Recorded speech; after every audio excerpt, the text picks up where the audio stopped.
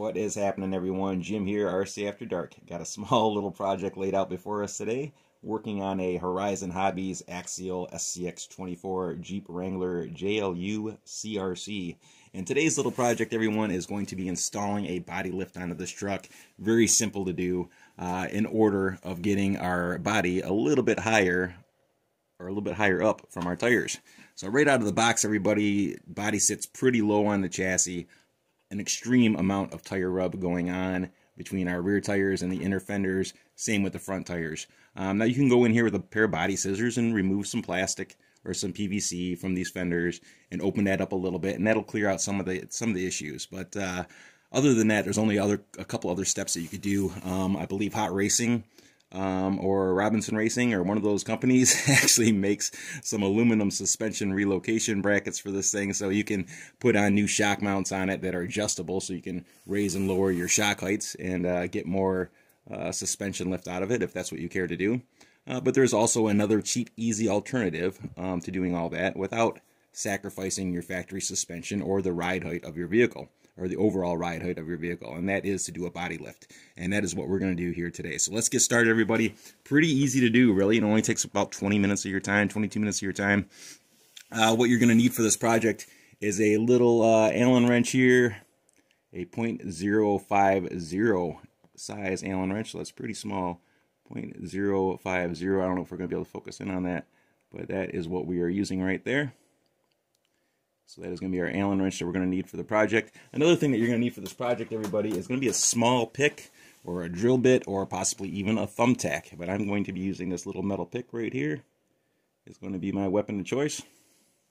So I lay that on the side. I got my magnetic tray off to the side here for our parts. We'll get started by pulling off our body. Alright, so nice and easy here, everyone. The first thing to do, which is really just a piece of cake, and that is just a matter of removing this little screw right here, the other screw on the other side, and then just raising up this body post, this front body post, one notch, which is adjustable, so relatively easy to do. So we'll go ahead here, raise up that body post real quick, and get that part out of the way. And I'm just going to do this one side at a time, everybody. Just loosen it up enough that I can raise this up, and then I'm running the screw right back into it. So there's one side right there already raised up.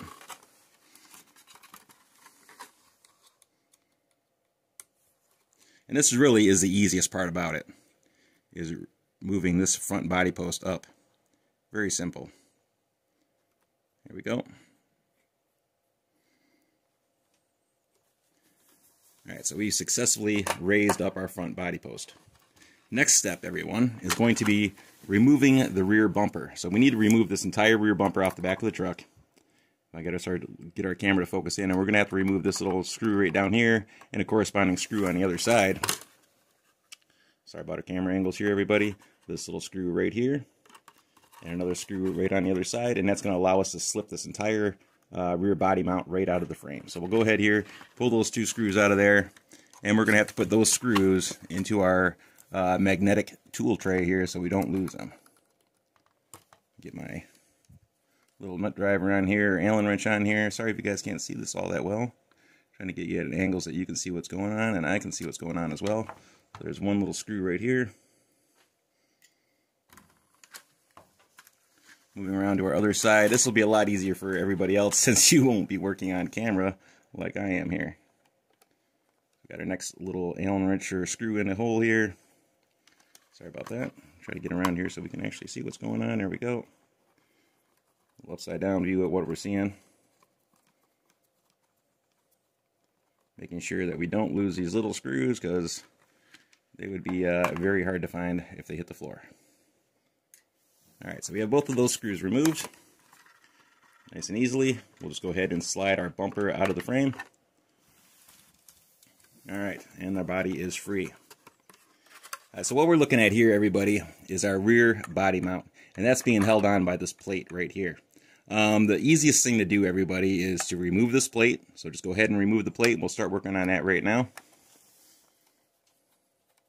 Making sure to put these screws in our magnetic tray as well, trying to keep them somewhat separated just in case they're a different length, which I'm pretty sure they're all the same length for the most part between the bumper mount screws and our rear body mount screws.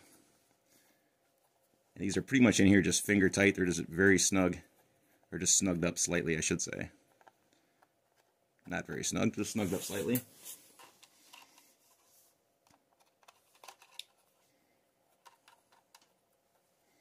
Hopefully we can still see what's going on here.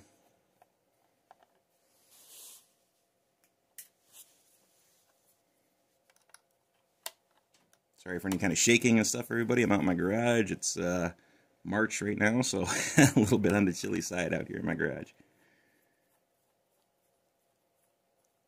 I'm a little bit crunched for space, so I'm using my Jeep hood to work on, ironically. All right, so here is our rear body mount plate. Just pulled that off, and here is the back of our tailgate. And there is the rest of our body mount system right here, right there. Hooking onto the bumper.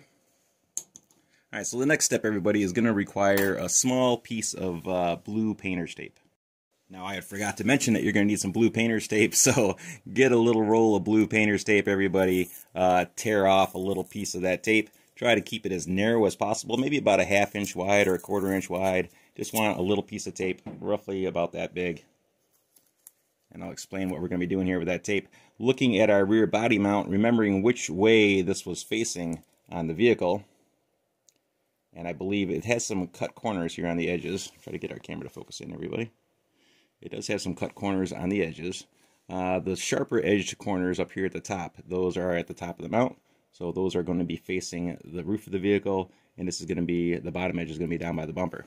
So what I'm doing here, everybody, is I'm running a piece of tape right down the middle of this mount, making sure not to block over any of the holes. Just want it going right down the middle of that mount. Next step is to tape our rear mount back onto the body in its lowest position without sacrificing structural integrity. So basically putting it right down here at the very bottom of the body, so this is pretty much even with the plastic on the bottom of the body.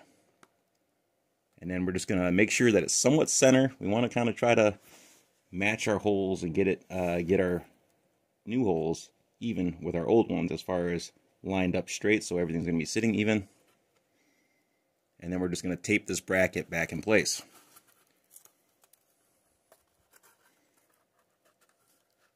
Wrapping the tape under the vehicle. So we're looking something like that right there, everybody.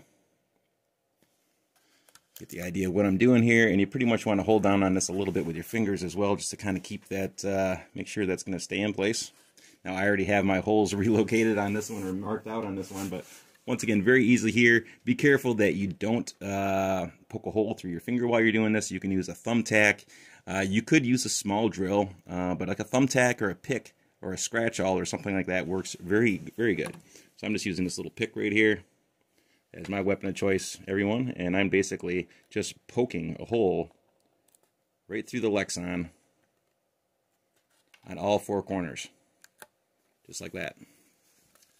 Making sure that everything stays nice and even. Then we're going to go ahead and remove this tape and get this all mounted back up again.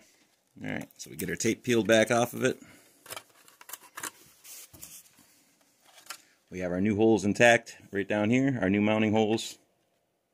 Now if you had a piece of white pinstripe sticker, some white pinstripe, you could lay a little piece of pinstripe sticker across the top of this to cover over these holes if you're concerned about that kind of thing. I'm not very concerned about it, so I'm just going to go ahead and slap this all back together. So using our bumper bracket, getting our bumper bracket in hand, and making sure to line this back up in here inside our chassis, making sure to put this back in the right way, everybody, so that your bumper lines back up right with going back into the frame. So make sure that you're putting this back on in the right direction. I'm just going to kind of hold this in place with my hand, get our screw and nut driver ready at the same time here, which I'm a little bit behind on my steps. So let me get a screw locked into my little nut driver here. We got a screw in our sitting in our Allen wrench. Grabbing our plastic plate right here, I'm going to put a screw in that top right corner of that plate. Once again, this would be a lot easier for all of you who are not working on camera to do this. And then I'm going to put this right through here, run it right through the hole. Try to get it started. Going back to the inside, I've got the screw sticking through the hole. I'm going to line it up here with our plastic part. Hopefully we all can see what's happening here. I don't know if you can or not. I'm not really looking at the camera here. All right, get that back in place. And we'll screw this into place. At least get it started. We're not going to tighten it down all the way until we get the rest of the screws attached. Spinning this around. Oop, there we go.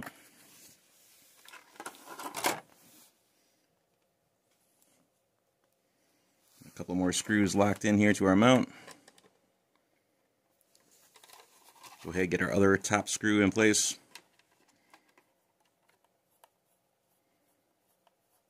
Now we're just screwing into plastic, everybody, so don't tighten these down too much. You just want to have them snug down. Very easy to strip out these little screws, or to strip out the plastic on the backside that you're screwing into. So be very careful that you don't go too extreme on your tightening down here. You just want to snug these down.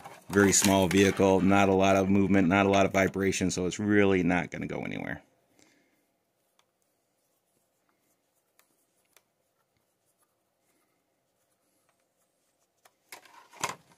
And grab our last screw here. Luckily, these screws stick on pretty well to my Allen wrench and hold pretty good, so it makes it pretty easy for feeding these into the holes. Yeah, I'm just using the end of my Allen driver here so that I'm not tightening it down too much. Like I said, these just only need to be snugged. Just like that, and we are all set. Those have been remounted slightly higher, as you can see. So we'll go ahead here and get our mount put back into the frame. Nice and easy to do. Just kind of slides right in there between the frame rails. Well, easier said than done. Try to do this on camera at the same time. Alright, so we get this slid back into their frame rail. Sorry about all the movement around there. Everybody, there we go. We got it locked back in. Just a matter of running our screws back in. Screw number 1 in hand.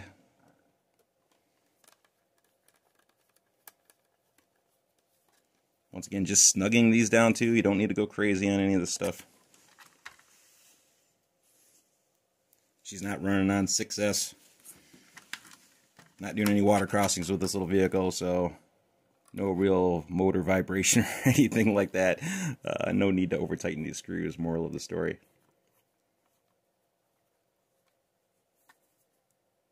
Alright, our last screw is in place. And there we go, everyone. That is our overall look, our finished product. Looking at the vehicle, we can see that it's obviously sitting up quite a bit higher than it did from stock form. No worries anymore about the tires rubbing. They're not hitting on our inner fenders anymore. Front or rear. No more rub on the inner fenders. Well, we got a little bit of rub on that inside part, but what can you do about that? Nothing on the back, so we're all good to go on that aspect back there. As far as looking at the back of the truck, yes, we can tell that it does have a slight body lift on it back there as far as the bumper height goes. But overall, not very noticeable, and it looks better aesthetically.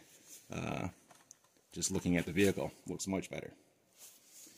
Alright everybody, so that was a quick body lift, nice and easy, piece of cake, and we are all done with that. One other little side note that I want to talk about here, everyone, before we go, has nothing to do with the body lift, but has more to do with the vehicle itself, and that is our battery connection, plugging in and unplugging the battery. So we'll take a quick peek at that. Alright everybody, last little tech tip here, more of a personal note than anything else, and that is our battery connection going into our ESC/receiver. Anytime you charge up your battery and you go to run your vehicle, you're constantly plugging that plug back into the ESC/receiver. When you are finished running the vehicle and you got to take the battery out of the vehicle to charge it, or for storage or anything of that nature whenever you're not running the vehicle, I'm assuming that everybody has this unplugged from their ESC/receiver, which you should have, which means that you're constantly plugging and unplugging this little plug from the receiver. And it's a very tight fit in there, everybody. It's very hard on the fingernails trying to get a good grip on that plug.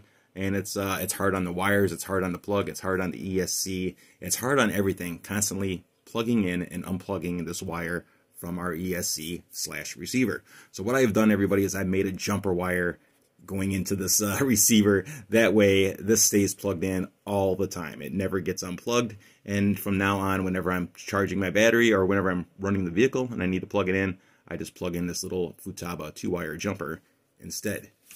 So taking a look at that, everybody. Use my camera angles here, trying to get our hood pinned up or pinned back into place. Basically what I did is I cut our factory battery connector right off of the battery, plugged it directly into here, and then soldered on a jumper wire using one of these. I'm not too sure what the name of this is, everybody. Everybody knows what these little plugs are, though. I believe it's a little Futaba 2-wire connector or a BEC style connector, but everybody knows what this one is. So I basically just soldered in a male and female version of this 2-prong connector right onto the battery. So we cut off the factory plug right there, and then soldered on this male and female Futaba style connector instead. So now this stays plugged in all times. Whenever we need to plug in the truck, it's just a matter of plugging in this little connector versus struggling with that connector. And this one is much easier to plug and unplug versus this one, especially since you have a chance to get both hands on it. You can get one hand here, one hand here. Very easy to pull that apart and unplug it and plug it back in. A lot easier on your vehicle all around. So you'll get a lot more life and duration out of your ESC/receiver, a lot more life and duration out of your battery, just because things are simplified so much. No worries about the extra wires. I mean, after you get it all plugged in, very easy just to tuck these wires back down before you pin the body back down on the truck. And there, once again, is a look at our finished product. Definitely looking much better, even though we are going downhill slightly here, sitting on the roof of my Jeep, or the hood of my Jeep. But she is definitely looking a lot better for the little Scx24. So that's going to do it, everyone. Very much appreciated for y'all sticking around and watching the video. As always, questions and comments are always welcome. Thanks for watching, everyone, and we will see you all on the next one.